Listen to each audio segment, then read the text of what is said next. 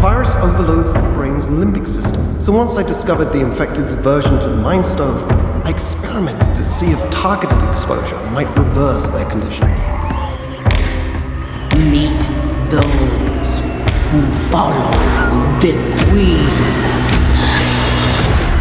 Her name is Wanda, and while your anger is predictable, I can assure you my actions, though unsavory, were nevertheless born of logic. He's been keeping him alive to feed his zombie bride. Her powers are too strong. They've resisted the treatment.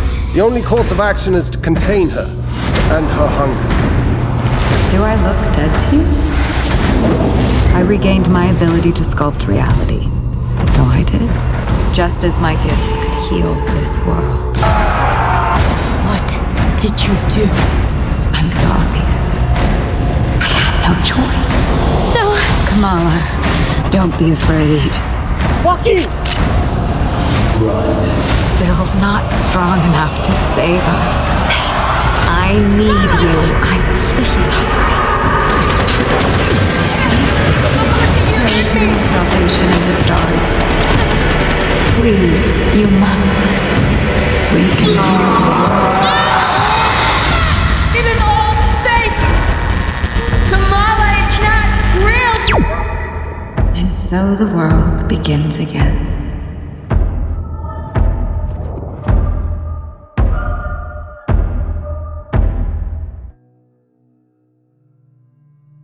Hello Marvel fans, fellow Mudbeards, and anyone else who's really eager to see how long it takes to get Season 2 of Marvel Zombies on our screens. I wanted to make another video covering Marvel Zombies, primarily because I think there's a lot of story to tell with some of the characters we didn't get to see in Season 1. But to break it down, it looks like the main crux tethering the Marvel story together between each season will likely be the continued conflict between both Worldbreaker Wanda and Badlands Bucky. And while I don't think this conflict will inevitably lead to them facing off with each other, as that will be a very one-sided battle, I do think if we're going to start predicting the story of where Bucky could go in Season 2, we gotta first talk about what happened at the airport battle and where we last saw him. See, Bucky was with a group of survivors alongside Peter Parker and Ant-Man. They were working on finding a cure with the Mind Stone, and they ended up coming across a zombified Wanda. Wanda uses her powers to bust out of the facility and take a lot of them down, before eventually flinging Bucky off into the distance and going toe-to-toe with the Hulk, which was an awesome little tease as to their upcoming battle they'd have in Season 2, despite the fact that Infinity Hulk was definitely nerfed. But with Bucky flying off into the distance, it does leave you wondering where exactly he could go, considering the creator themselves had a lot to say about Bucky's potential story. Yeah, exactly. The story we were writing was so big, and there was so much. There was no way to put it all in. And we didn't want to shortchange some of the cool stuff. So there is this whole side Bucky thing that I won't go into detail, but we know exactly what's up. Oh, okay. Like, what? Totally. So if there is a Season 2, you've got ideas for Bucky. Oh yeah. Man. Because we had him for this, and we just couldn't get it in there. So instead of shortchanging him, because the stuff I felt was like really cool. And I guess that's just very dependent on where Bucky's mental state is. See, Bucky is a super interesting character. Both he and Captain America were pulled through time, and they work as really interesting mirrors of each other. While Captain America was praised as a hero throughout history and constantly seen as a banner for good and justice, Bucky was always someone who had his agency ripped away from him, and the most unfortunate part is he didn't choose said alignment. No, just like Steve Rogers, Bucky had a heroic fall into a dark wintry storm. But unlike Steve Rogers, he's had one hell of an existence ever since. We can see in each one of the series and shows that Bucky's in that he's sort of a husk of a human being. When he's not struggling to gain control of his mind or hurt anybody around him, he's simply lackadaisical, unable to actually contribute the way he'd want to in the government he now works for that he should relatively be proud of. The same government that feared and respected Captain America does not hold the same reservations for Bucky, very much disrespecting him. But Bucky's been through too much to fall into any sort of pride or ego over it. No, instead, no matter what the conflict, no matter what the issue, Bucky keeps pushing. He's a man who's been dead inside for quite a long time and is finding pieces of the world around him to help bring himself back to the light. But what do you do when the darkness of the world outside perfectly reflects the darkness inside? An empty, desolate wasteland filled with chaos and death. Well, we know physically Bucky is an extremely capable survivor, especially against regular zombies. However, we unfortunately have found that once a super becomes infected, they can level the playing field in regards to any situation. With that being said, Bucky's narrative can't simply rely on him taking on the wasteland and killing every zombie, but it can very specifically touch on his mental health while giving him a primary goal or task. So throughout the story, we're likely to see him find more reasons to keep enduring and keep surviving, which the dude was already struggling before the world ended. It really makes you wonder where he's gonna be at now.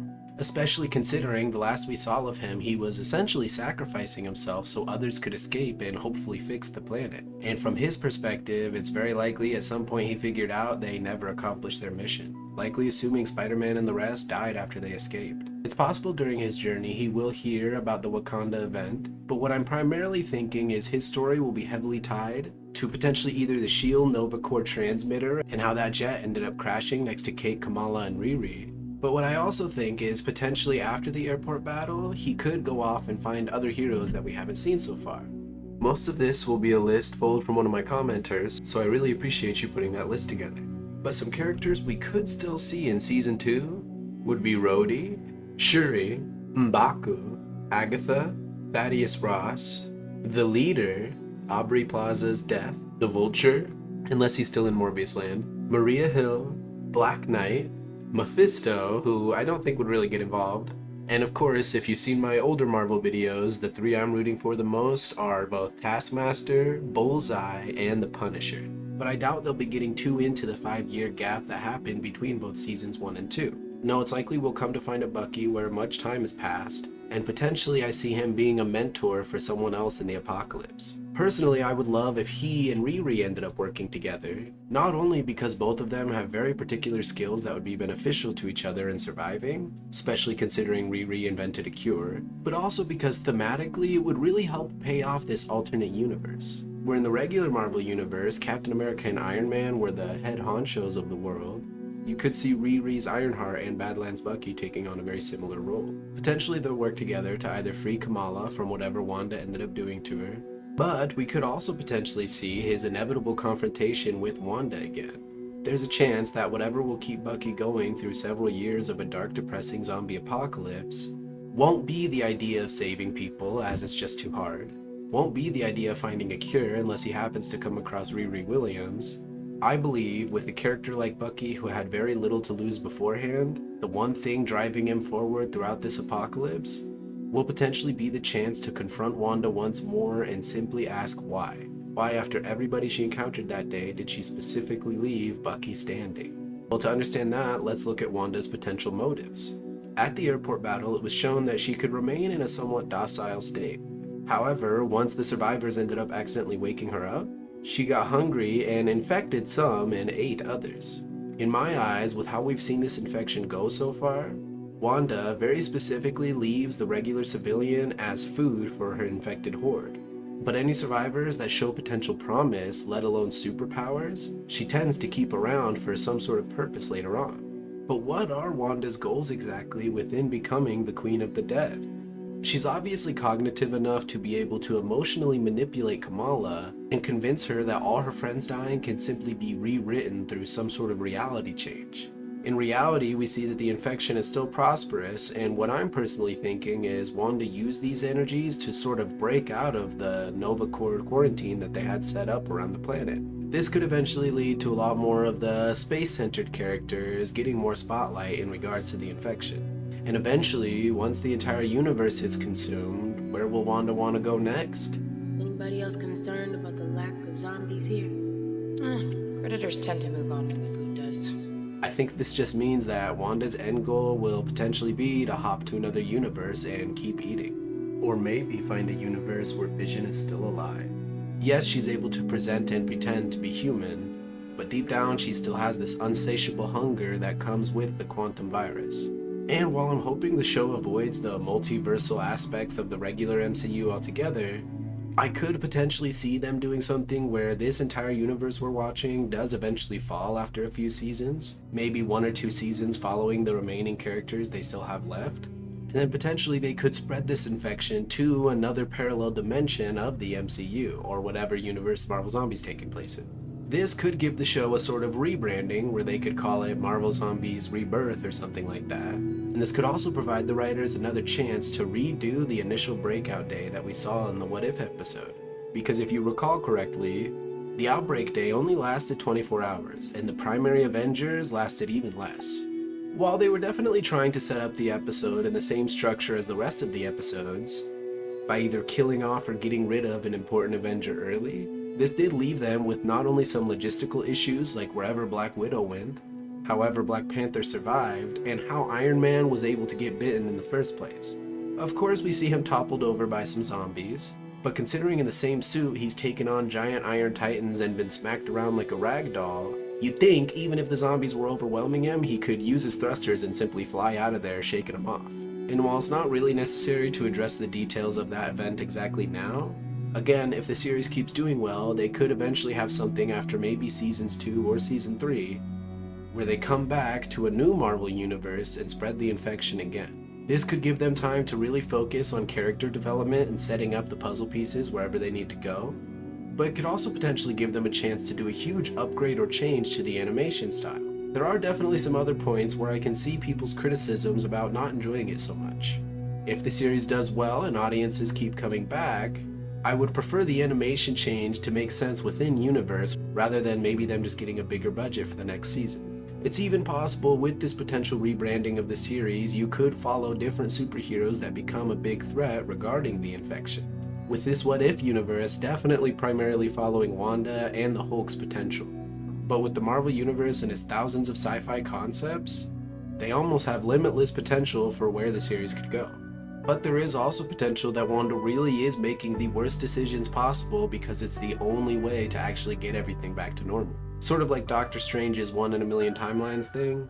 It could be that a lot of heroes have to die and a lot of bad stuff has to go down before she could eventually get what she needs to fix the world. And Kamala's involvement was simply a small part of the process. But what does any of this have to do with Bucky? Well, in my opinion, the reason Bucky was left living and the answer he'll probably get once he actually finds Wanda will rely on the context the writers are actually trying to present, but what I think is Wanda will say something along the lines that she also said to Kamala. I knew you'd come. I saw it. We were meant to be here. Essentially, the reason Wanda let Bucky live is because she saw his future and where his path eventually leads. Whether that's good or bad, who knows?